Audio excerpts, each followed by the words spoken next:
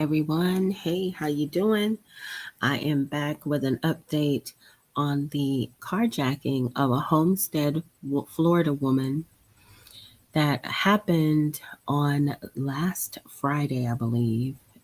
Actually, it happened on April 11th. That's the date. So that would be today's date is the 22nd, 11 days ago. So let's get into this update, guys, because there's been new developments. I mean, this is right out of a television show, right? You see this thing, there's a lot of bizarre circumstances here. Florida authorities make a gruesome discovery as they find a body in a burning car. Now investigators believe it's the body of a woman who was carjacked in broad daylight. Last week, Katherine Garcia de Aguas Visas was driving her car when she stopped at a red light in Seminole County, Florida. At the light, an armed gunman held her up at gunpoint, forcing their way into the white Dodge Durango. The terrifying carjacking was captured on cell phone footage from a witness in the vehicle behind the two cars. According to Seminole County Sheriff Dennis Lemma, the gunman exited the green Acura, which was directly behind the victim's vehicle. The gunman was wearing a black hoodie, a ski-type mask, and carrying what appeared to be an automatic handgun consistent with a 10mm. Points directly at the driver, Katherine, tells her, we suspect, to unlock the door, which she does. He jumps in the rear passenger seat behind the driver, and she immediately makes a U-turn. When the light turned green, Katherine made a U-turn. The green Acura followed behind. Probably heading, speculation here, but probably heading in a direction where the suspect does not want them to go. And we suspect that he orders her to turn around again and reapproach the intersection of East Lake and Tuscola Road. At that intersection, they turn south, and they're heading southbound, nearly rush hour traffic here, southbound on Tuscola Road towards the Seminole Orange County line, all the way down to Aloma. When they get to Aloma, they make a left.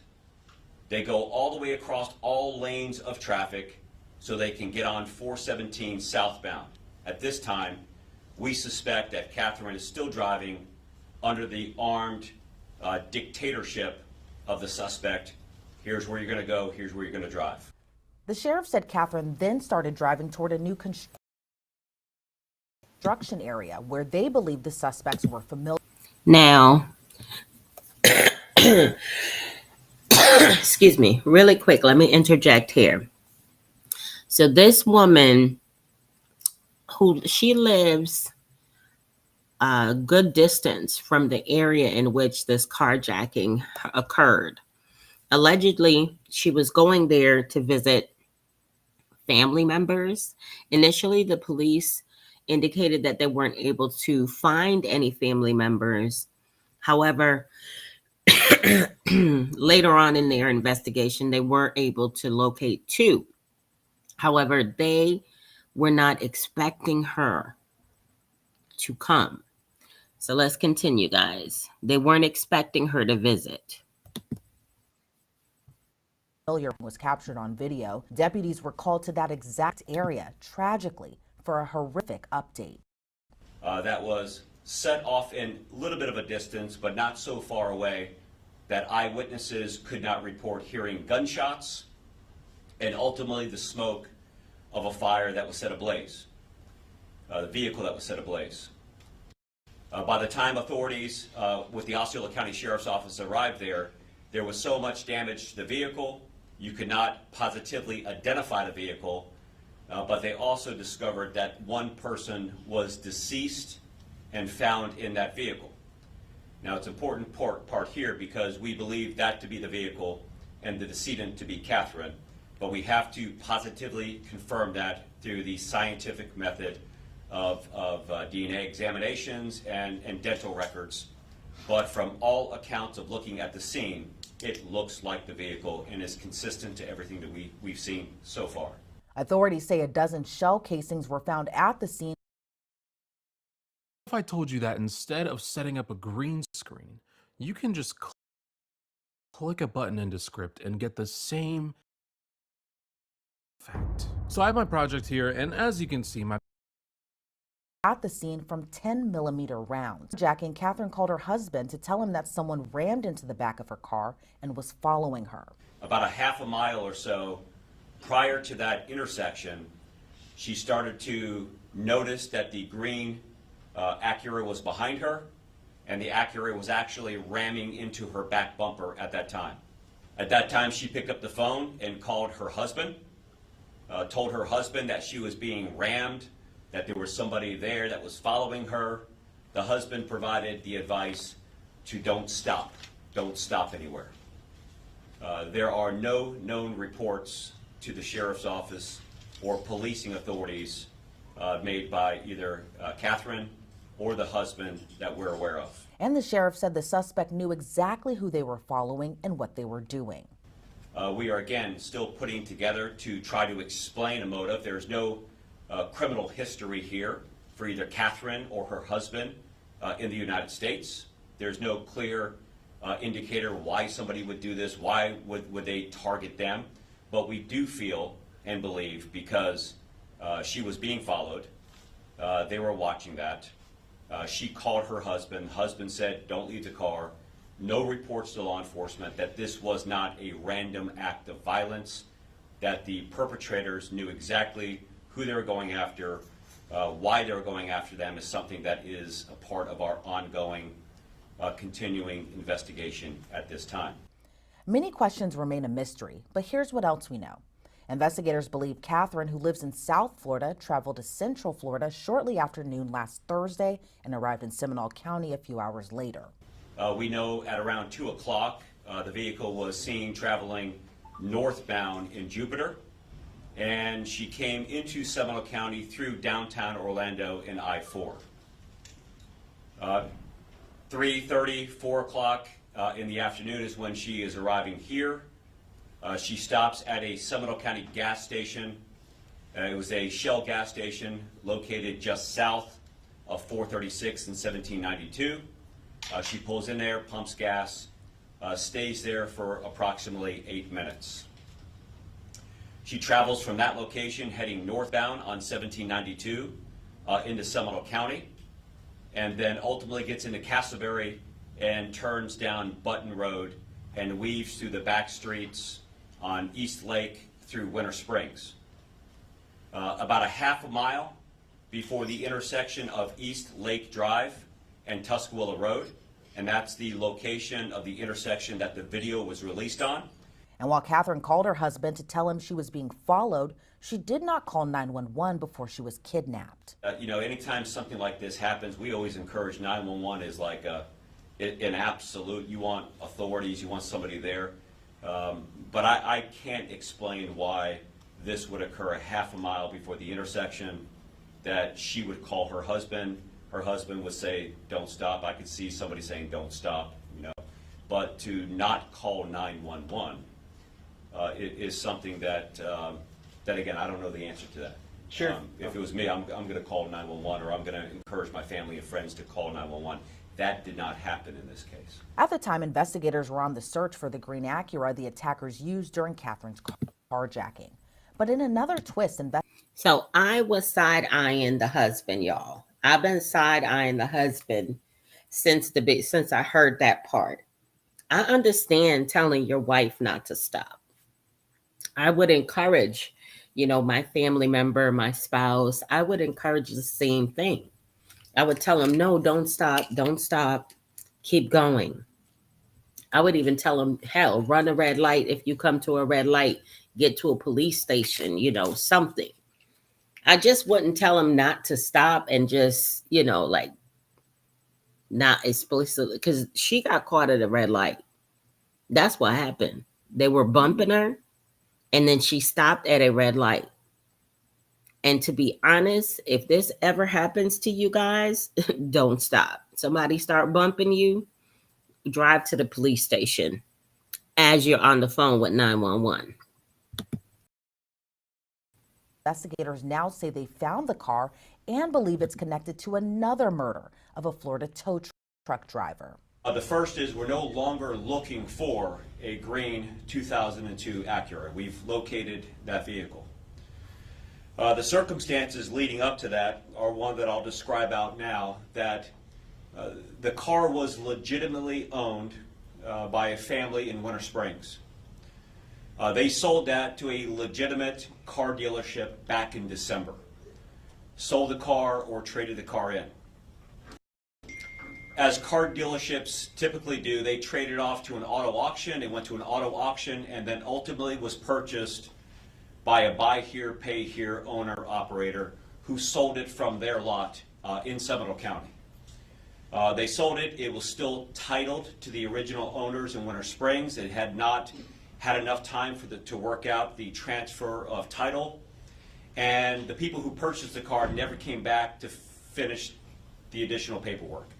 They still owed the person money. So the car has been out on the streets probably since February, unregistered, undocumented with a license plate. Any license plate that it had on at any given time was just temporarily put on, largely from a stolen tag. What's unique about a 2002 green Acura in the state of Florida, there were only 3 in the state of Florida. 2 had been salvaged and only 1 existed in the state. When we look at records, the first time authorities came in contact with this was when it was towed on March 19th from an Orlando apartment complex. The car was backed in, parked illegally, probably had no tag on it at the time, and it was towed from an Orange County apartment complex on March 19th. The tow truck driver of that particular tow of this vehicle was a murder victim in Orange County that happened 1 day before our kidnapping murder. Witness the lies. I didn't lie to you on that polygraph, I promise. The cover-ups. I could see his brain on. The moments they confessed. I grabbed one of the killers. Outrageous police interrogations. I know, I forgot the head. I wanted the head. You have to.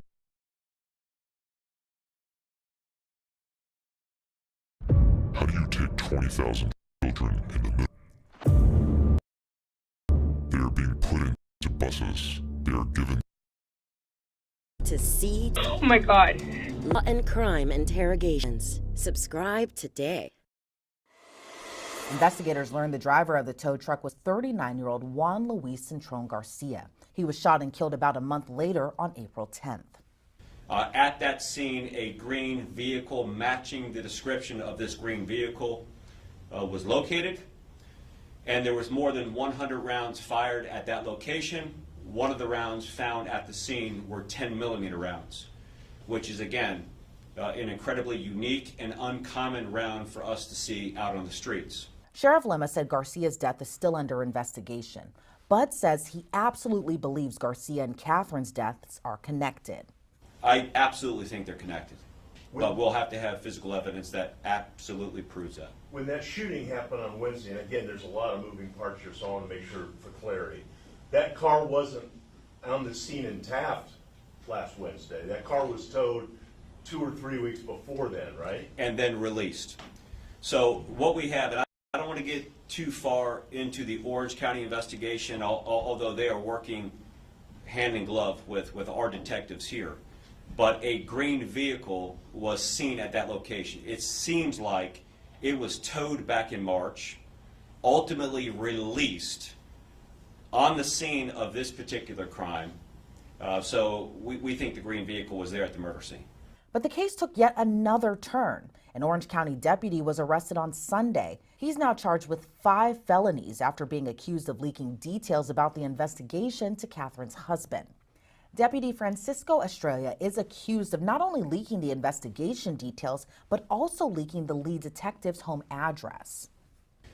We know that, or we believe that they were childhood friends. Of course, there was a relationship with there, but what they had to gain is something that I'm incredibly interested in.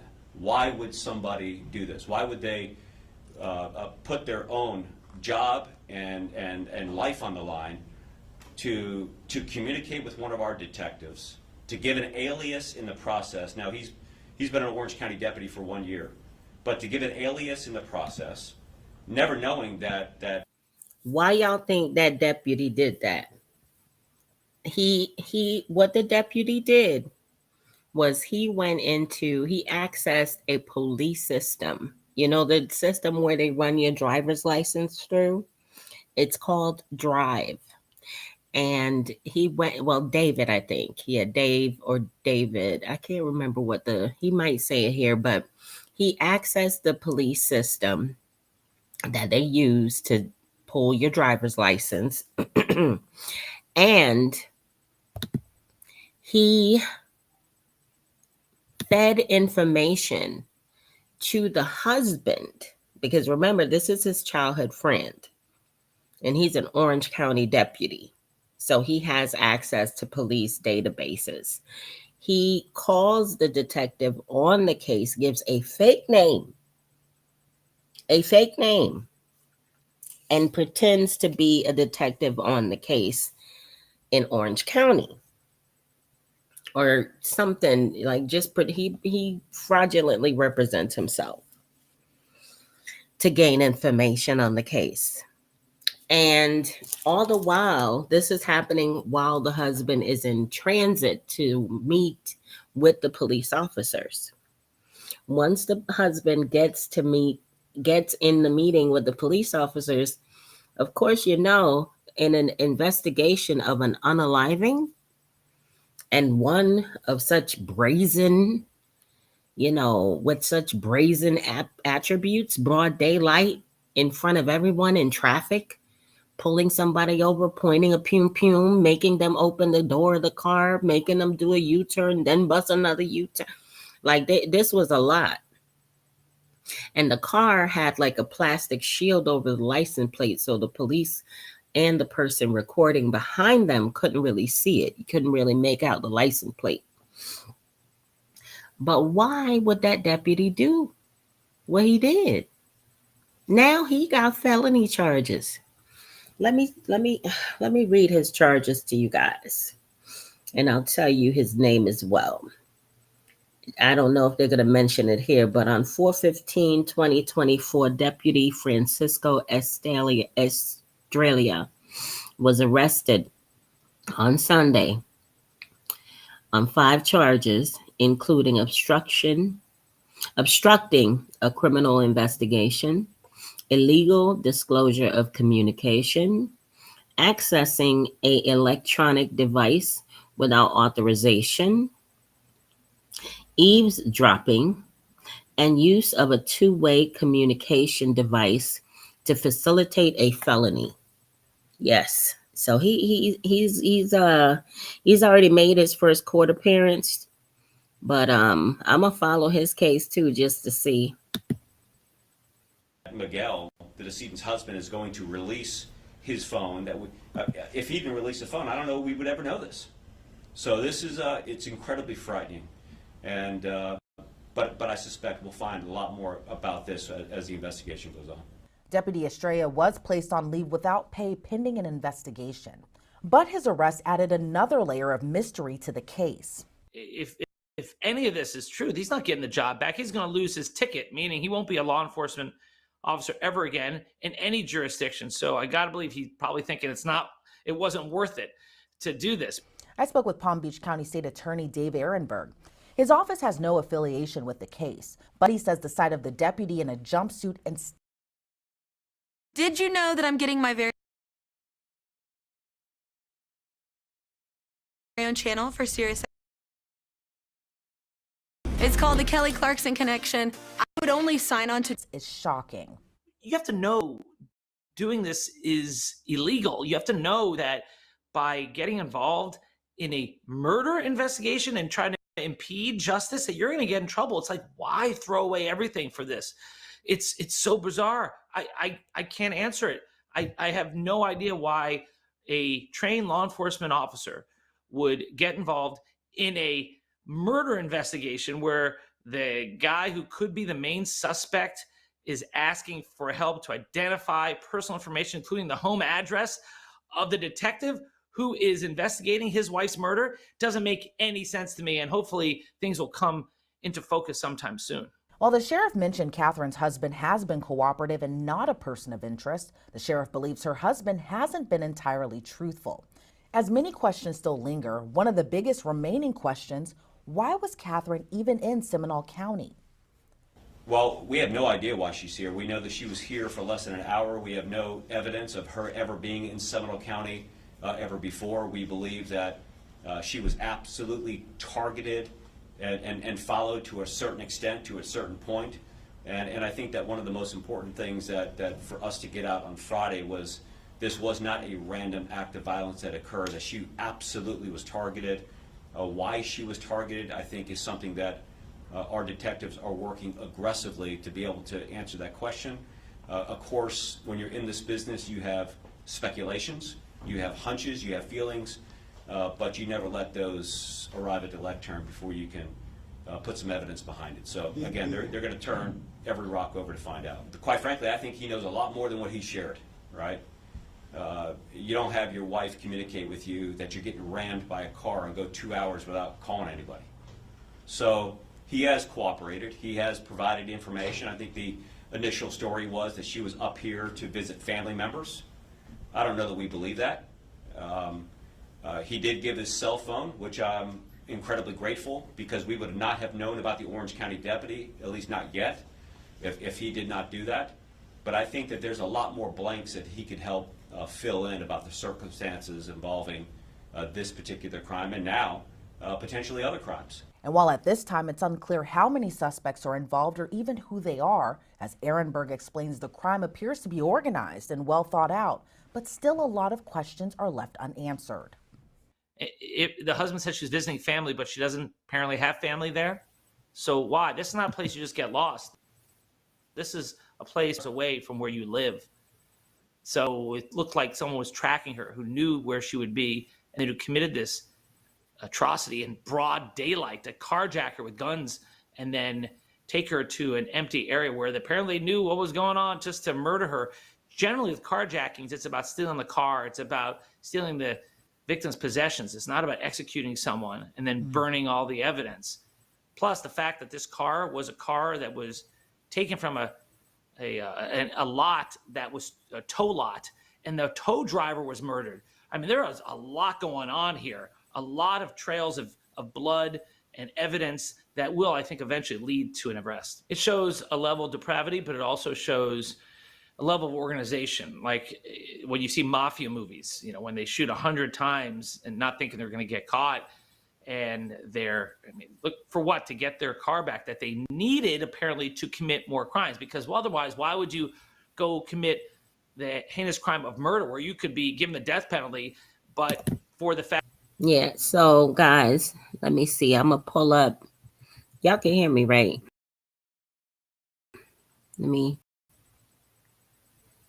I think I just clicked. Let me make sure y'all can hear me. Yes, you guys can hear me. Good. Bitty good. Good morning, good afternoon, or good night for wherever you're tuning in from. I am early today. Yes, early squirrely.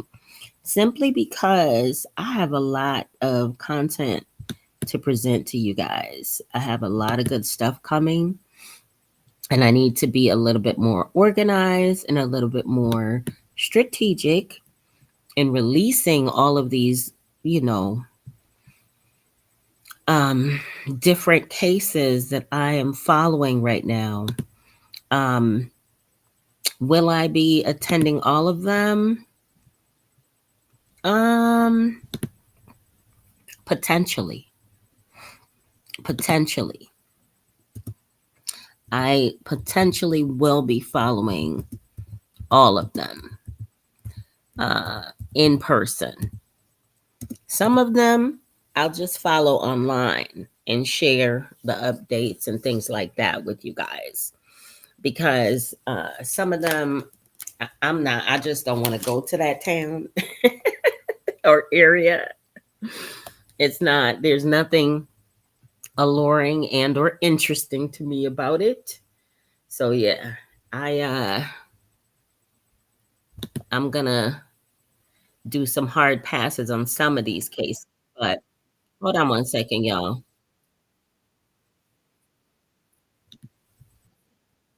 Okay. I was just queuing up our next video. But yeah, there's some places that I will be passing on. Awesome. Thank you so much for letting me know, Nikki. But yeah, there'll be some places like, I think there's one case. Where is that case? It slips my mind. I know it's somewhere I just don't want to be. Because when I consider attending a case in person, I check the population. And I want to make sure it's a good, good mix of folk. So let's continue with the update on Katherine and the carjacking that occurred in Homestead, Florida. Not in Homestead, Florida. My apologies. In Seminole County. She's from Homestead, which is about 4 hours away from her home.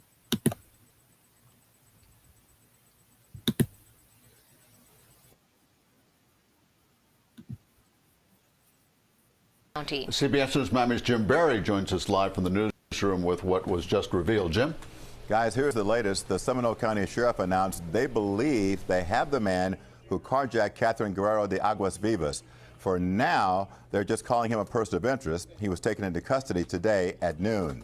Yordanis Torres Garcia has been identified as a person of interest. The sheriff said his phone matches the phone number of the person who bought the green Acura seen in the video. And during today's news conference, Torres Garcia's Facebook profile picture was put side by side with the screenshot of the video of the armed carjacking. The sheriff called them identical. The profile that is connected to him, the image on the right, or in front of what looks like a location, a tourist location in Orlando, is the profile image that he has had up there since January. And then, of course, the photograph of the crime scene of what he's wearing looks to me like it's identical. The sheriff also identified the last person the victim was in contact with through FaceTime. His name is Giovanni Crespo Hernandez. He is on the run and wanted by the sheriff's office. Crespo Hernandez told the victim's brother that de Aguas Vivas was in Central Florida to deliver money and, quote, other stuff to a friend. The sheriff did not specify what he meant by other stuff. The sheriff said the woman's husband is still not a person of interest in the case. Live in the newsroom, I'm Jim Barry, CBS News Miami. Okay. So, let me close that out. Hold on, guys.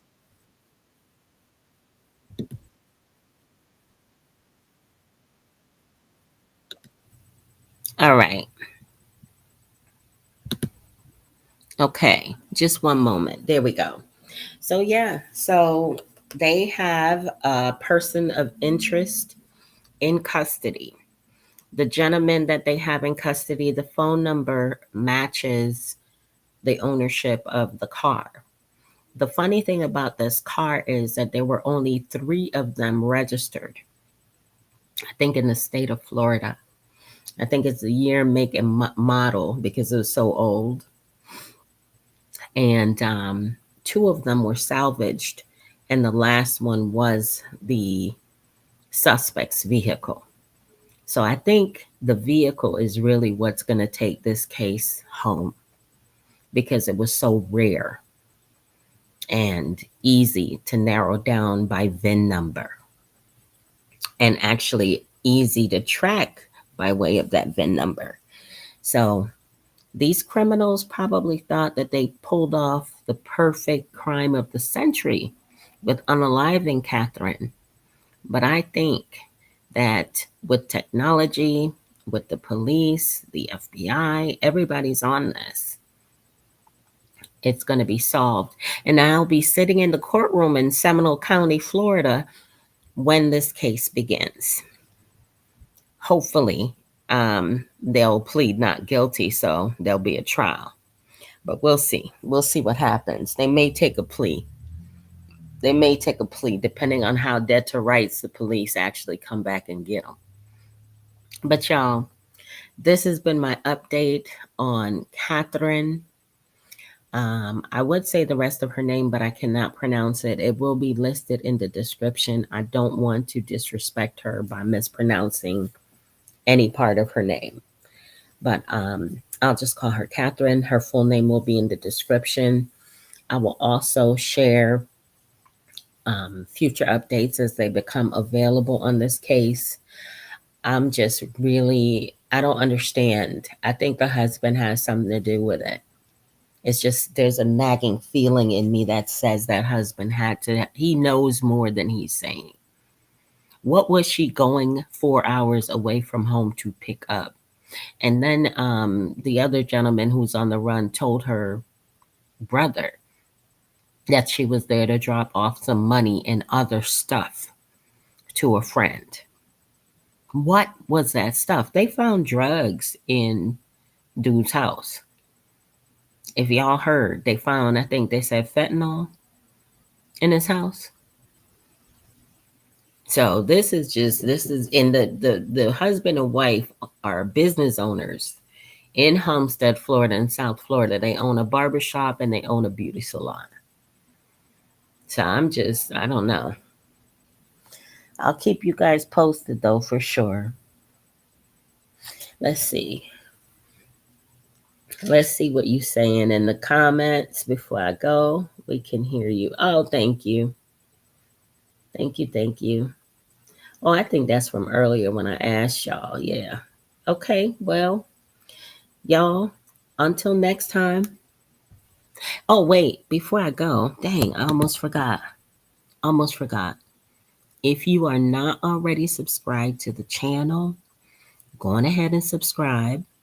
Set your notifications to all so that you're hopefully, I say hopefully because YouTube has not been doing a good job of notifying folks, but hopefully you'll be notified when I go live or add new content.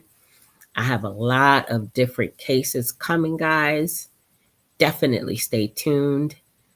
And replay gang, let me know what your thoughts are. How you think this case is shaping up? Are you guys excited to see me attend this trial and get my credentials in Florida? Oh, I'm going to try to get my credentials in Florida. And I'm going to be ready. I'm going to try to be definitely ready. If I don't have like all my equipment by this trial, the Florida trial, I definitely got to have all my equipment for 2025 because there's a big case. There's a big case I'm following out there. I ain't even really talked too much about that one. Nope. Hey, Apache Native, how are you? How are you? But yeah, I don't even talk too much about the Idaho case. I'm following it. I haven't been really providing regular updates or anything like that, but I think I'm gonna start because things are heating up. It's the Brian Koberger trial. Have you guys heard about Brian Koberger? If you haven't, that's okay. I will be sharing a presentation on Brian Koberger sometime this week. So y'all are going to definitely want to subscribe. All right, y'all. Apache, you coming in at the end. You're going to have to go ahead and be a part of the replay gang, man. All right, y'all. Until next time.